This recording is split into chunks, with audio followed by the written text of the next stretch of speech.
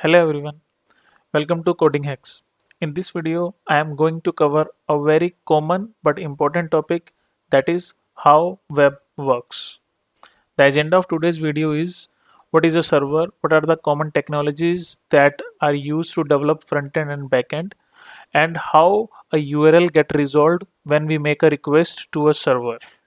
So let's start. This is a user. When we want to make a request to a server or to visit a website, then we simply open a browser. We enter the URL of a website that we want to visit. Then as an end user, what we expect? We expect a website. Now, how we get this website in response when we make a request? This is the server that stores or generates a website dynamically and returns that website to the browser, which we are able to see on our screen. Server can be a computer or a number of computers. Server is called a server because it serves a purpose. In this case, it is returning a website. Means the return of a website is its purpose.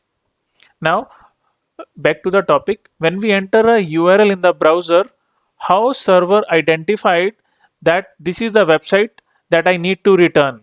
Because server can be identified with the help of IP addresses. Just like we have our home, so our house is identified with a street number or a house number. Just like the same, server is identified with an IP address. So if we have entered abc.com, then how server has realized that this is the website that I have to return back to the browser? Now DNS server come into the picture. DNS server is just like other servers, but it has mapping of all the domains along with their IP addresses. Means if we have entered abc.com or facebook.com, it has stored all their domains along with their IP addresses. So DNS server translates that domain into IP address and it returns that IP address back to the browser. It means now browser has the IP address of the server that it want to display or want to return. Here, if we when we get the IP address from the DNS server, the browser again make a request to the server and server returns the website back to us. This is an example of a request and this is the response which we get from the server. This is a typical example of a request where we have URL, the request method. In this case, it is get, but there are other methods also available.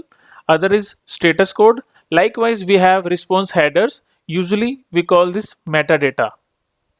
This is a typical example of IP4.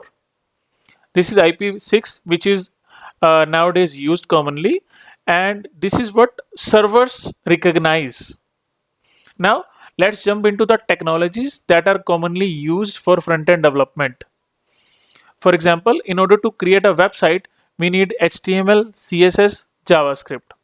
HTML is responsible for the structuring of a page, whereas CSS do all the styling part. For example, if you have a website and you want to make it responsive or you want to add some special effects on it, then CSS works in this case.